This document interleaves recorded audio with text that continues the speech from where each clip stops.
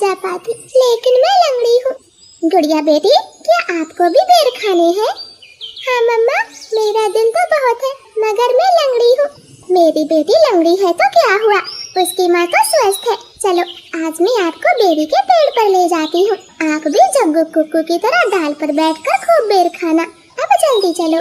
फिर एक टोकरी में गुड़िया को बिठाकर मम्मा चिड़िया भी घर से बाहर चली जाती है। खट्टा मीठा बेर है, दिल कर रहा है इसकी गुठली भी खा जाऊं। नहीं जग्गू, गुठली नहीं खाना, बेर बहुत है, तुम बेर को ही खाओ। मैं तो कुछ बेर अपने घर भी लेकर जाऊंगा। कोको दोस्त, वो देखे आपकी मम्मा भी इसी तरफ आ रही है, शायद उन्हें भी खट्टे मीठे बेर खाने होंगे। फिर मम्मा चिड़िया गुड़िया के साथ पेड़ पर बैठ जाती है। गुड़िया तो कई महीनों के बाद घर से बाहर आई थी, वो बहुत खुश होती है। यहाँ कितना अच्छा लगता है, खुला आसमान, चारों तरफ पेड़ पौधे और ताजी ताजी हवा। लो गुड़िया बहन, ये बेर खाओ, ये और भी मजेदार है। ऐसे वो तीनों गुड़िया को बेर तोड़ तोड़ कर खिलाते हैं। दूर छिपी हुई बुरी चील उन पर नजर रखे हुई थी। अरे वाह, एक साथ चार चार शिकार है, किसी एक का खात्मा तो हो ही जाएगा, बड़ी तेज भूख लगी है। फिर वो बुरी चील धीरे धीरे बेरी के पेड़ तक पहुंच जाती है और एकदम से उन्हें घेर लेती। जग्गू और कुक्कू तो डर के मारे मम्मा चिड़िया के पीछे छिप जाते हैं। सब ऐसे ही खड़े रहो, अगर एक भी भागा तो कच्चा चबा जाऊंगी, बड़ी तेज भूख लगी है मुझे।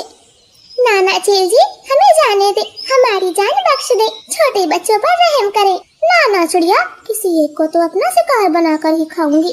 चील उनके सामने बैठी थी, तभी धीरे से जग्गू कौवा कुक्कू के कान में बोलता है, कुक्कू दोस्त, इस चील को गुड़िया को सौंप देते हैं, वैसे भी गुड़िया लंगड़ी है, ये जी कर क्या करेगी, कम से कम हम तीनों की तो जान बचेगी। जग्गू की ये बात सुनकर कुक्कू तुरंत अपनी माँ से बोलता है, मम्मा मम्मा, गुड़िया को यहीं छोड़ दो और चलो यहाँ से, हम अपनी जान बचाते हैं।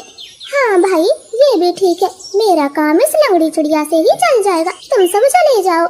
चील ने इतना कहा ही था कि तभी रानो चिड़िया जोर से चील को धक्का मारती है और पेड़ से नीचे गिरा देती। जग्गू कुक्कू, गुड़िया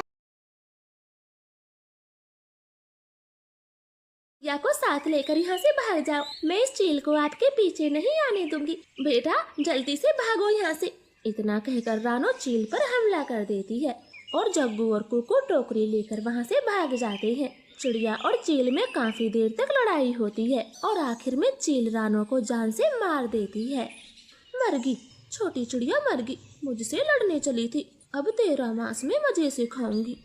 कुक्कू भाई, मम्मा अभी तक घर नहीं आई। मम्मा को चील ने मार दिया है, वरना वो अब तक आ जाती। क्या जरूरत थी मम्मा को वहाँ ले जाने की?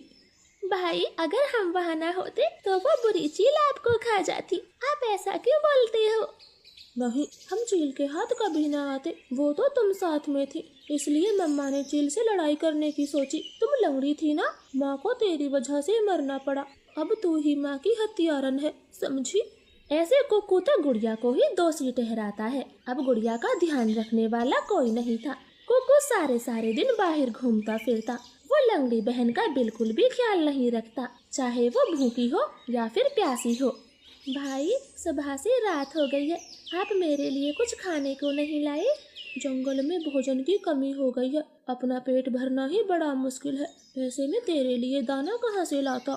ऐसा बोलकर कुक्कू तो सो जाता है। गुड़िया को पूरी रात नींद नहीं आती, क्योंकि वो तो कई दिनों से भूखी थी।